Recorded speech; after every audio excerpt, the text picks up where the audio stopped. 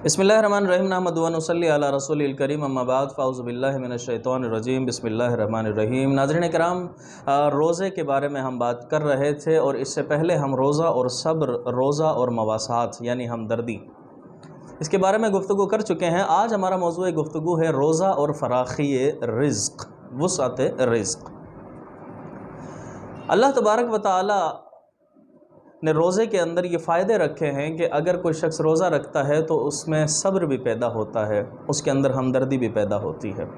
और जिस घर वालों के दिलों में या फिर जिस कौम के अंदर ये खूबियाँ मौजूद हों, सब्र और हमदर्दी और मवासात की, तो अल्लाह तबारक व तआला भी उन पर बड़ा मेहरबान होता है, क्योंकि रब करीम को अपने बंदों का आपस में महब्बत और ख़ुशी से रहना बहुत पसंद है।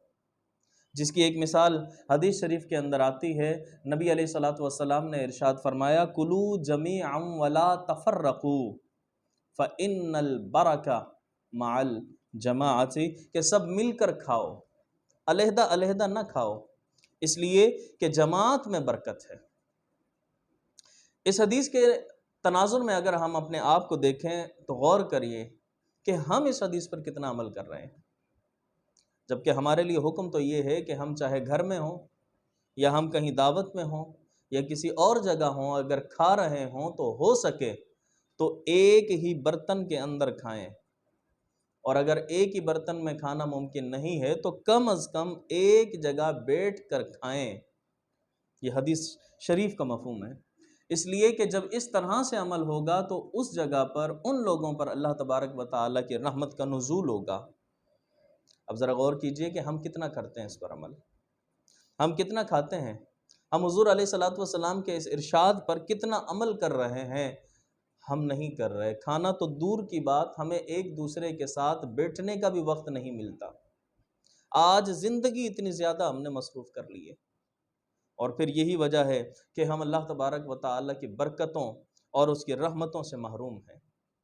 अल्लाह की रहमतें नाजिल होने के ज़राए हम उसके ऊपर अमल नहीं कर रहे, और अल्लाह की रहमतों और बरकतों के नुज़ूल के ज़रिए वही हैं जो अल्लाह ने और उसके रसूल ने हमें बताए हैं, और रसूल ने एक ज़रिया ये भी बताया है।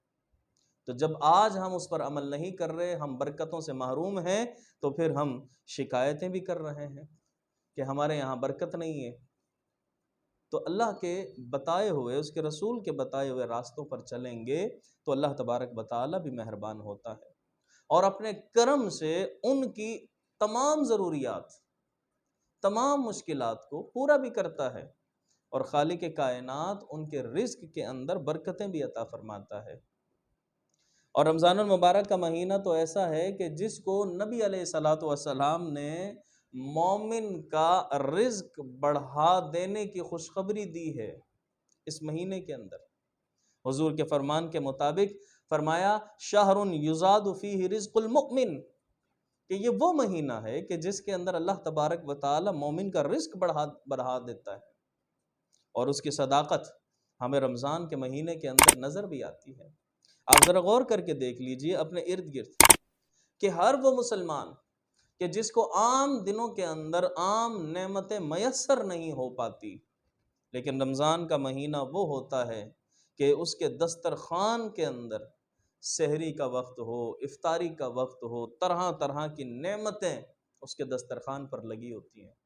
अब चाहे वो दौलतमंद हो, चाहे गरीब हो, चाहे वो मुतवस्सित घराने से ताल्लुक़ रखने वाला हो, इस रमज़ान के दिनों के अंदर बरकतें ही बरकतें नज़र आती हैं।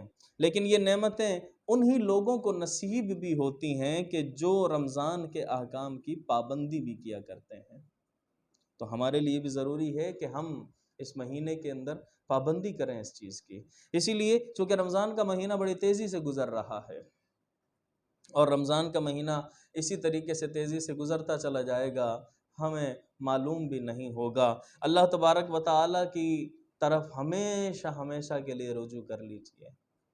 इस महीने के अंदर ये अहद कर लीजिए, हम अल्लाह और उसके रसूल के बताए हुए तरीक़े के ऊपर अमल करेंगे, शरीयत की पासदारी करेंगे, और ये इकरार कर लें कि या अल्लाह अब तक जो हो चुका تو معاف فرما دے، لیکن آئندہ ہم تیرے دین کے اوپر عمل کریں گے تاکہ اللہ تبارک و تعالی دین اور دنیا دونوں کے اندر ہمیں کامیابیوں سے نواز دے۔ اللہ سے دعا ہے کہ ہمیں عمل کی توفیق عطا فرمائے۔